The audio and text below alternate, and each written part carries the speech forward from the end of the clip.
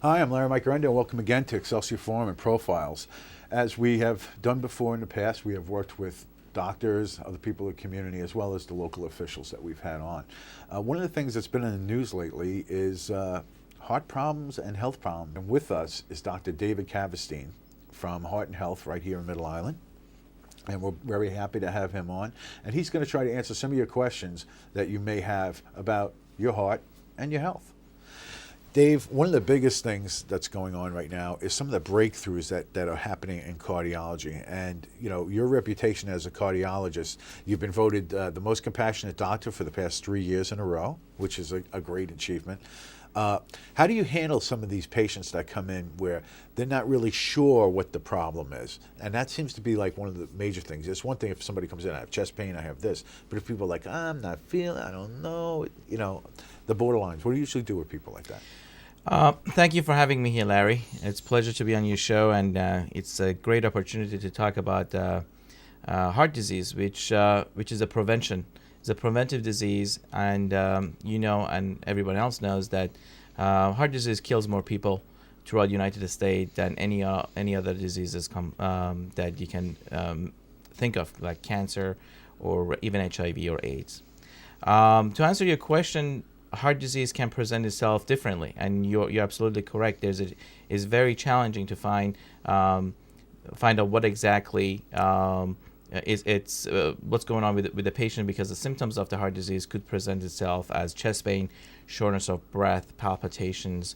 It doesn't usually. We always think of heart attack as a crushing chest pain that happens, that is radiated to the left arm, but that doesn't happen all the times. Everybody's different. Everybody feels the symptoms of the heart attack differently. For a fact, women feel heart attack and presentation of the heart attack very differently than men. They could feel it as far as like a shoulder pain, back pain, or even diabetic patients, because of diabetes itself affect heart. Sometimes they can have a heart attack without any significant chest pain. We call those heart attacks silent heart attack, and it's a challenge to find and diagnose and treat the heart disease correctly and also timely. Now, because it is so hard, you have a great medical staff that's behind you on this and helping you out, but you also have certain tools that you use to try to decipher, is it a real heart attack or is it another problem, right? I try my best to be on top of technology and the new advances in heart disease and cardiology. During my training at NYU in New York City and Maimonides, we were always taught to practice evidence-based medicine and use the highest and the best technology to detect heart disease and hopefully prevent it, not even treat it.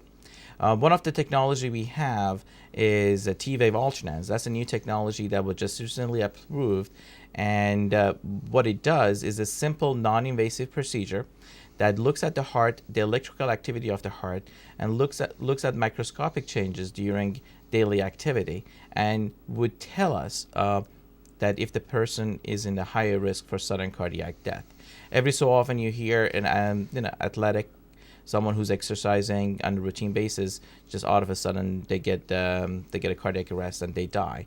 That condition called sudden cardiac death, and about 150,000 people die throughout the United States from sudden cardiac death. This technology tells with a very high confidence, about 99.9%, that if the person is in the risk for sudden cardiac death by looking and analyzing the microscopic changes during the EKG changes during a daily activity.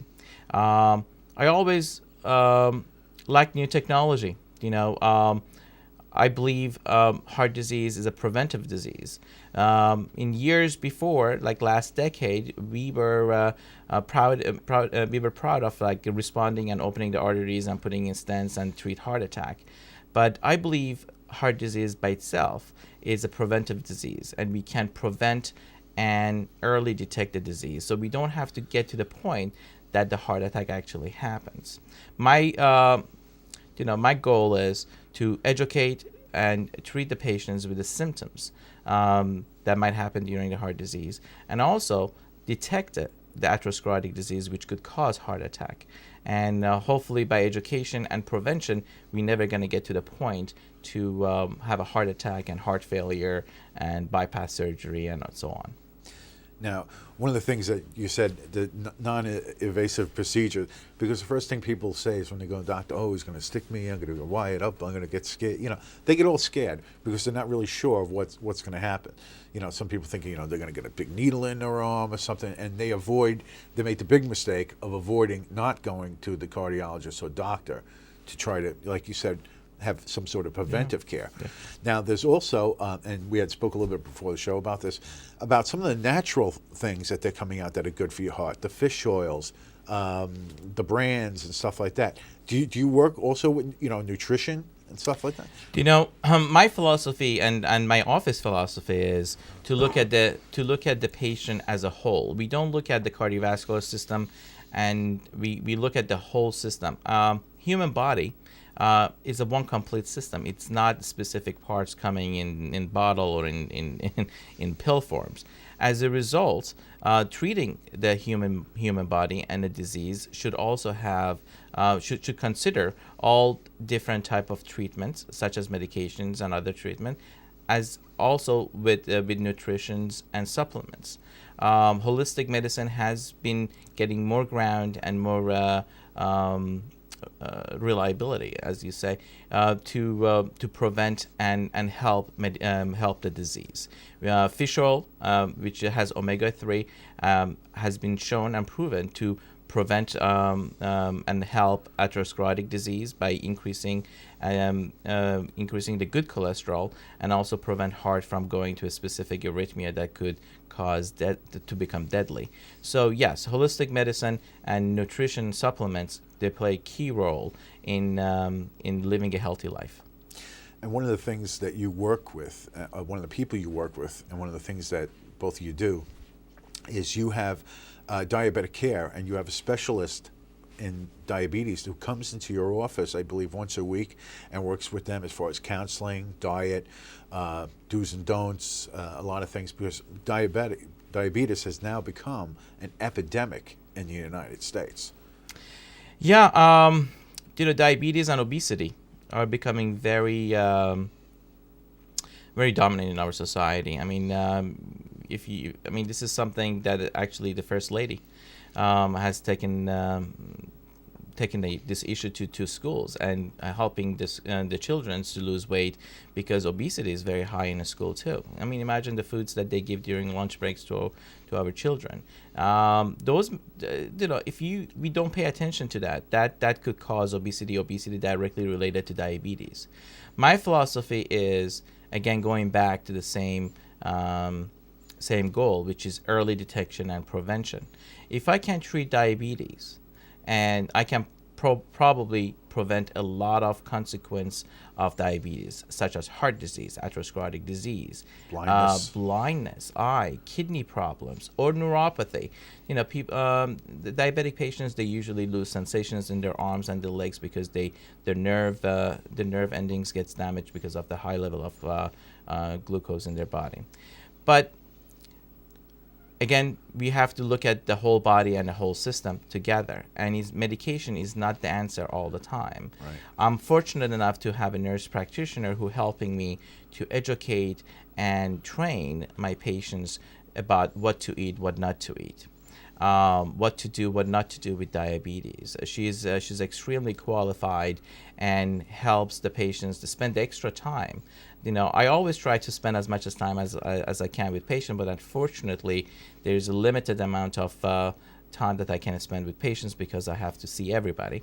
But my nurse practitioner gives me the luxury of spending time and educating the patients how to lose weight, what to eat, what not to eat, and that has been the best. That has been the best thing that recently has happened to my practice. Now, number one question that I get from people, because they say, well, recently you're on the show with this doctor and that doctor, is when is it time to see a cardiologist? When should it be like when you're over 40, just go for a checkup? Should it be like if you're over 50 and you're starting to have certain symptoms or things like that? When do you think it's the right time? Okay, there are a few risk factors that directly correlates with the heart disease itself. High blood pressure, diabetes, high cholesterol, family risk factors, tobacco use, and obesity. Any of we call it risk factors for heart disease. And anyone who has that needs to be proactive to treat these risk factors to control it.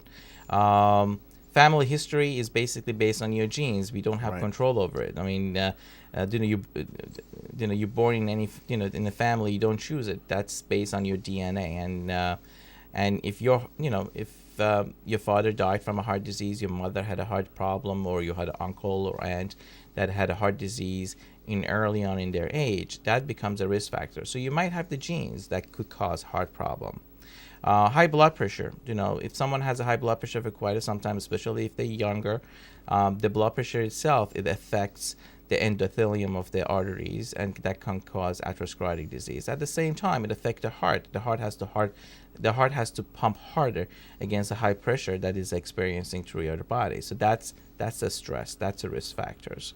Diabetes, we talked about that. Hemoglobin A1C, which is one of the markers for diabetes, it shows how diabetes has been controlled for past 3 months. So you want to make sure that hemoglobin A1C is well controlled and within the good range. Cholesterol, we talked about fish oil. Fish oil can help the good cholesterol and bad cholesterol. Right. And taking the right medication. We know there is a group of medication called statins, Lipitor, Zocor, Crestor. Those medication has proven by decreasing the amount of the cholesterol throughout the body to decrease the incidence of heart disease and heart attack. So prevention is the key. And knowing the symptom is the key too. If somebody is feeling shortness of breath without any significant activity, that could be a problem. Chest pain, palpitations. Palpitations about, you're feeling your heart is missing a beat. That's a palpitation. Anything that you could think that could go wrong with the heart potentially can. Knowing the symptoms and being proactive about it is where it's a matter of life and death. Now, you said about the palpitations. Now, sometimes we have another doctor from your practice on here later on in the program, and he was talking about how certain medications can also affect your heart. Mm-hmm. And also, another big thing that's been happening is drug interactions. A lot of people don't realize, hey, I'm taking this, and I'll take this too, and I'll take this vitamin, and I'll take that. And the whole mixture by themselves might be okay, but when they're mixed together, kaboom, you could have a lot of problems. Yeah. Medications are the chemicals that is synthetic and is made by human beings. They are not natural. And imagine if you go to your laundry room and you get a few detergent, soaps, and bleach, and any chemicals, and put it in a test tube and start shaking it. You don't know what you're going to get. Obviously, these chemicals, they could interact with each other. Right. So taking few medication throughout the day is also, you have to be very careful about, just because the more number of the medications you take, the more chemicals you have in your body. And in your bloodstream, these chemicals could interact with each other and could have side effects. Right. We know for a fact that the side effects of the medications are increasing by taking a more number of medications. So it's very important to know what you're taking. You have to consult it with the physician. At the same time, combining them with supplements, vitamins, and other per se nutritions could interact, could affect the kidneys, could affect the liver, and could also cause interaction with each other, which is potential side effects. So at Heart and Health, they basically it's a head to toe treatment regardless of what you're coming in, because of again, patient's history. So if you at home are watching and you do have a history, your father died of a heart attack, aunt, grandmother, and you're over 40, I think it might be time to just get it checked out, just to be safe, and not only that, to give you peace of mind. Because one of the things that happens, and we spoke to the other doctors about this, is that people will get one symptom, and right away they're writing out a will, planning a funeral, because it's scary to them and they don't understand. Yeah. And knowledge is really the best tool, and education. in this, and that's something that you do quite a bit at your practice. Yeah. Larry, a few weeks ago, I got called middle of the night to go see a patient who had chest pain and was brought into the emergency room. And, I went to the hospital and I saw the patient, and he was having a big heart attack. He was a 44-year-old male smoker, and had a it was a pretty massive heart attack. So as he was going through the shock, and that's type of a heart attack that we unfortunately lose patients to, he grabbed my hand, he looked at my eyes, and he says, "Doctor, am I gonna live?" It just made an impression on me. Am I gonna live? And I knew that was a big heart attack. I know that he potentially could die. And he's asking me on his deathbed, asking me if he's gonna live. So obviously, I lean forward, I squeeze his hand, I said, "I do anything I can do in my power to save you." And he just said, "Thank you." And that was the most memorable time I can remember in past few months. I opened the cath lab. We brought the right personnel, and we were able to open that artery. And once we opened that artery, his heart was to start pumping, and he had a full recovery. And later on he sent me a thank you note, which meant a lot to me. But the goal is, we live in 21st century. We have a different goal. At least I have a different goal in my practice. In my practice, I don't want to see you come into an emergency room with heart attack. I want to treat you before you ever get there. I hope you never get there. And my goal is preventing it. My goal, I know for a fact that I can prevent that heart attack. I don't have to be in a situation or a patient in a situation not knowing if they're going to live or die, especially in a young age, 44, 45, 50 years old. Fortunately, I've been affiliated with a major institution. I'm proud to be clinically affiliated with the North Shore LIJ system, with the Catholic Health System, Good Samaritan Hospital, and Mount Sinai Hospital in New York City. And I'm able to use their experts and the best doctors to treat my patients. This is the access that I get, and I'm very proud of it. So treatment, it's good. Yes, nothing is better than the right treatment at the right time in a speedy time. However, when it comes to the heart disease, I believe majority of the heart disease can be preventable and can be early detected and treated, so you don't have to get into the end point. So having